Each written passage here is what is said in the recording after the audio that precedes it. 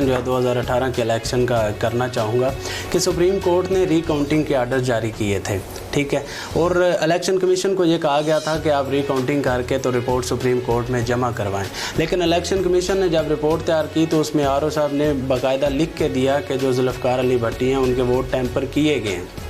تو بجائے اس رپورٹ پہ انکوائری کرنے کے ری پول کے آرڈر جاری کر دیے۔ آپ کیا سمجھتے ہیں کہ سپریم کورٹ کے فیصلہ ہونے کے باوجود الیکشن کمیشن یہ اختیار رکھتا ہے کہ وہ نیا فیصلہ صادر کر سکے؟ دیکھیں، پہلی بات تو یہ ہے کہ الیکشن کمیشن آئین کے آرٹیکل 225 کے مطابق سب سے زیادہ تو پاکستان کا آئین مقدم ہے، جس کو دیکھنا ہے آئین اور قانون کے مطابق، اور دوسرا الیکشن ایکٹ ہے 2017۔ اس کے مطابق election commission of Pakistan oath کے بعد ایک ممبر کے حلف کے بعد اوتھ کے بعد 60 ڈیز بعد 60 دن بعد الیکشن کمیشن کے پاس ری پول کا کسی قسم کا کوئی اختیار نہیں ہے، وہ یا تو ٹریبیونل کرے گا یا معزز کورٹ کرے گی۔ تو الیکشن کمیشن نے نہ آئین کو دیکھا، نہ قانون کو دیکھا، نہ الیکشن ایکٹ کو دیکھا، نہ اپنے ادارے کی ساکھ کو دیکھا، اور انہوں نے پتہ نہیں کس مجبوری کے تحت، اب تو دونوں موصوف چلے گئے ہیں، وہ سارے ممبرز چلے گئے ہیں، تو میں تو سمجھتا ہوں اللہ تعالیٰ ان سے قیامت کے دن حساب لے گا۔ تو انہوں نے یہ جو اس کے بغیر لسن کیے، بغیر نوٹس جاری کیے، بغیر فیصلہ، اور پھر ہمیں الیکشن کمیشن نے اپنے فیصلے کی کاپی بھی نہیں دی۔ اچھا، اس کو بعد ہم نے جب کاپی لی تو انہوں نے لکھ کے دیا کہ ہم نے کوئی فیصلہ، یہ ہمارا فائل ورک ہے، ہم نے کوئی فیصلہ نہ اس کی سماعت کی ہے، ہم نے اس پہ ایسے ہی ایک نوٹ پہ فیصلہ دے دیا۔ تو میں سمجھتا ہوں کہ یہ پاکستان کی پوری تاریخ میں ایک انوکھا قسم کا کیس تھا، جس کو کس طریقے سے یہ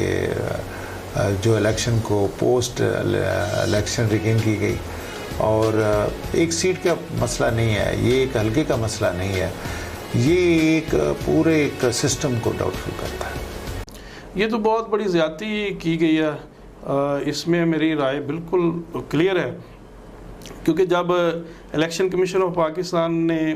ریٹرننگ آفیسر نے الیکشن اپنا رزلٹ اناؤنس کر دیا، نوٹیفیکیشن جاری ہو گیا، ہمارے بھائی ڈاکٹر ذوالفقار بھٹی صاحب نے نوٹیفیکیشن جاری ہونے کے بعد اسمبلی کا اوتھ لے لیا، اور جتنی اسمبلی کی پروسیڈنگز تھی، اسپیکر، ڈپٹی اسپیکر کا انتخاب تھا، پرائم منسٹر کا انتخاب تھا، اس میں انہوں نے پوری طرح سے پارٹیسپیٹ کیا۔ تو اس کے بعد یہ ایک سازش، میں سمجھتا ہوں اس کو کہنا چاہیے، کیونکہ یہ ایک سازش تیار ہوئی جو بیگز میں ٹیمپرنگ ہوئی ہے، تو جس میں لکھا گیا تھا، ریٹرننگ آفیسر نے تو لکھا تھا الیکشن کمیشن کو کہ آپ اس پہ ایڈوائس دیں، حکم دیں کہ جن لوگوں نے ٹیمپرنگ کیا ہے ان کے خلاف ایکشن، قانون کے مطابق ایکشن ہونا چاہیے۔ وہ بجائے ایکشن ہونے کے انہوں نے ان 20 پولنگ اسٹیشن پہ ان پولنگ بیگز پہ ری پولنگ کروا کا انلیگل آرڈر پاس کیا، اور آج تک وہ سپریم کورٹ میں سب جوڈس ہے۔ تو چونکہ انلیگل آرڈر جو پاس ہوا ہے الیکشن کمیشن کی طرف سے، تو میں اس کو کنڈیم کرتا ہوں۔ ووٹ ضائع کیے گئے، آر او صاحب نے دھاندلی کی نشاندہی کی،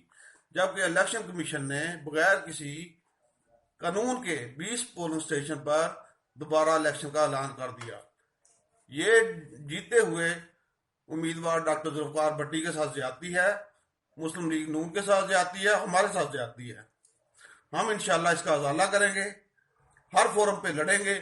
اور پارٹی کا جھنڈا لے کے لڑائی لڑیں گے انشاءاللہ۔ کام امیدوار ہیں، ان کا نام کھل کے سامنے آ رہا ہے، اور اس کے بعد جب کمیٹی بنتی ہے اور کمیٹی میں ان کو بلایا بھی نہیں جاتا، ڈاکٹر ذوالفقار بھٹی کو آرڈر کی کاپی بھی نہیں دی جاتی، اور اس کے بعد یک طرفہ فیصلہ سنا دیا جاتا ہے کہ 20 پولنگ سٹیشنز کے اندر ری پولنگ ہوگی، تو یہ میں سمجھتا ہوں کہ 2 فروری کو یہ فیصلہ سنایا جاتا ہے، اور ان کو گمراہ یہ کیا جاتا ہے کہ جناب آپ کے حوالے سے ہم جو بھی رپورٹ دیں گے وہ الیکشن ٹرائبیونل میں جائے گی اور وہ فیصلہ کرے گا، اور قانون کے مطابق الیکشن کمیشن کے پاس آرٹیکل 225 جو ہے کانسٹیٹیوشن کی، اس کے بیچ میں الیکشن کمیشن کوئی اس طرح کا آرڈر نہیں کر سکتا۔ اور سب سے بڑی جو میں سمجھتا ہوں ظلم اور زیادتی کی بات ہے کہ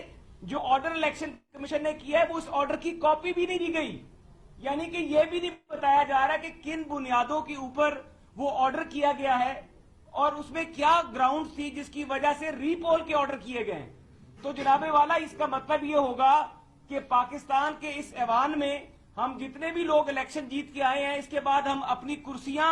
इलेक्शन कमीशन के स्ट्रांग रूम्स के बाहर रख लें और वहां पे बैठ के अपने जो हमारे बैग्स पड़े हैं जिसके बीच में हमारे बैलेट पेपर्स हैं उनकी हिफाजत हम खुद करें। इलेक्शन कमीशन अगर उनकी हिफाजत नहीं कर सकता और इलेक्शन कमीशन के अमले की नाअहली की सजा अगर एक रिटर्न कैंडिडेट को मिलेगी तो मैं ये समझता हूं इससे आने वाले वक्त में मसाइल में मजीद इजाफा होगा। और मैं इसको ये कहूंगा कि ये एक वारदात है जो डॉक्टर भट्टी साहब के हलके में 20 पोलिंग स्टेशन की रीपोलिंग का ऑर्डर किया गया है और इनको बिल्कुल अंधेरे में रखा गया, इनको इन्फॉर्म नहीं किया गया और ऑर्डर की कॉपी भी नहीं दी जा रही ताकि 2 तारीख को तहरीक-ए-इंसाफ की गवर्नमेंट पंजाब में अफसरान पे दबाव डाल के पोलिंग स्टेशंस को मैनेज करके उन 20 पोलिंग स्टेशन में डॉक्टर भट्टी साहब को इलेक्शन हरवाने की कोशिश करेगी। तो हम ये समझते हैं इंशाल्लाह, में उम्मीद है, हमें कोई इलेक्शन का डर नहीं है, कोई किसी किस्म का खौफ नहीं है, लेकिन सबसे बड़ी ज्यादती है जो हम समझ रहे हैं वो ये हो रही है कि एक इंसान के खिलाफ कानून का आप एक बड़ा मशहूर मुहावरा है कि no one shall be condemned unheard, कि आपको सुने बगैर आपके बारे में कोई फैसला नहीं किया जा सकता। इलेक्शन कमीशन ऑफ पाकिस्तान ने डॉक्टर भट्टी साहब जो कि वहां के रिटर्न कैंडिडेट है और जीते हुए हैं, उनको सुने बगैर इनके हलके में 20 पोलिंग स्टेशन पे जो ऑर्डर कर दिया, हम ये समझते हैं। मुस्लिम लीग ने उनके रहनुमा मोहसिन राजा इस्लामाबाद में मीडिया से गुफ्तगू कर रहे हैं। लंबा है, अगर मैं इसको लेके बैठ जाऊं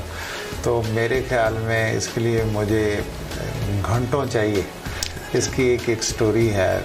बहरहाल इसको अगर जान के मान पाऊँ तो मुख्तसरन यही कहूँगा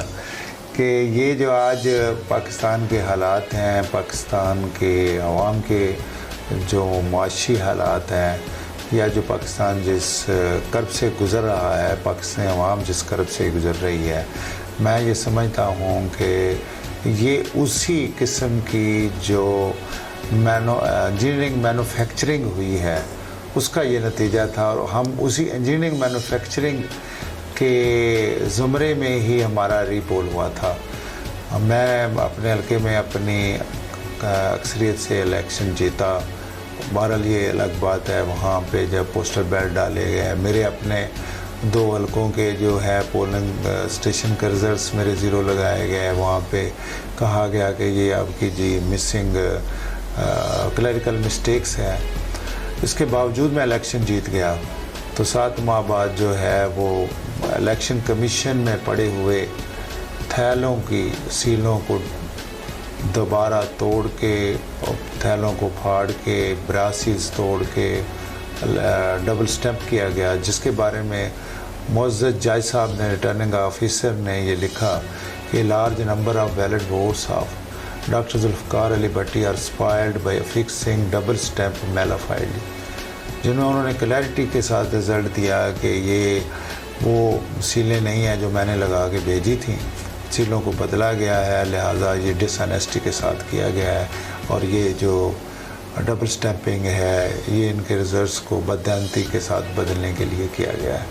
इतना क्लैरिटी के साथ किसी ने भी आज तक वो रिकाउंटिंग का रिज़ल्ट नहीं दिया। इसके बाद इलेक्शन कमीशन की इंक्वायरी कमीशन बना, तो उस इलेक्शन कमीशन के इंक्वायरी कमीशन जो 20 ग्रेड के 3 ऑफिसर्स का था, जो इलेक्शन कमीशन ने ख़ुद बनाया, उन्होंने भी यही ऑब्जर्वेशन दी कि डॉक्टर जुल्फ़िकार अली भट्टी के वोटों को सीलें बदल के, ब्रास सील्स बदल के, दूसरी सीलें बदल के, प्लास्टिक सील्स बदल के, थैलों को फाड़ कर डबल स्टैम्प किया गया और डबल स्टैम्प करने के बाद उसके रिजल्ट को बदअंती के साथ बदलने की कोशिश की गई। इसके बावजूद मुझे इलेक्शन कमीशन ने ना ही सुना, ना मुझे बुलाया और उन्होंने 20 पोलिंग स्टेशन जो थे वो उनके टारगेटेड पोलिंग स्टेशन थे। ये जज साहब ने लिखा था कि ये इलेक्शन कमीशन के दफ्तर में ये हुआ है, लेकिन इसके बावजूद जो है उसके वहाँ रीपोल करा के हमारे लोगों को ज़बरदस्ती पोलिंग स्टेशनों से उठाया गया, उठा के वहाँ पे दूसरे डिस्ट्रिक्ट में जेलों में बंद किया गया और एक बदअंती के साथ دوبارہ اسٹیمپیں لگا لگو کے 15 دن میں رزلٹ دے کے وہاں پہ میرے مخالف کینڈیڈیٹ کو جتایا گیا. میں یہ سمجھتا ہوں کہ یہ ایک ایسا ہی ہے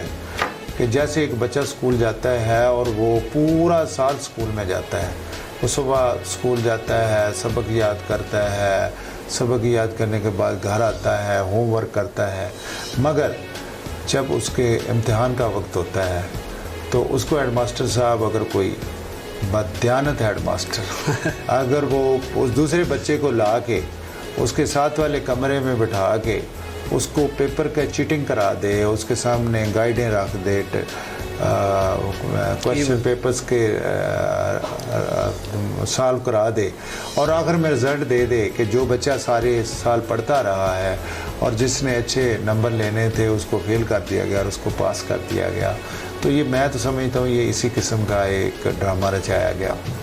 چلو یہ میری ذات کی بات بھی نہیں تھی. اس کے بعد میں ہم سپریم کورٹ میں گیا. انشاءاللہ تعالیٰ مجھے امید ہے کہ اللہ تعالیٰ مجھے سپریم کورٹ سے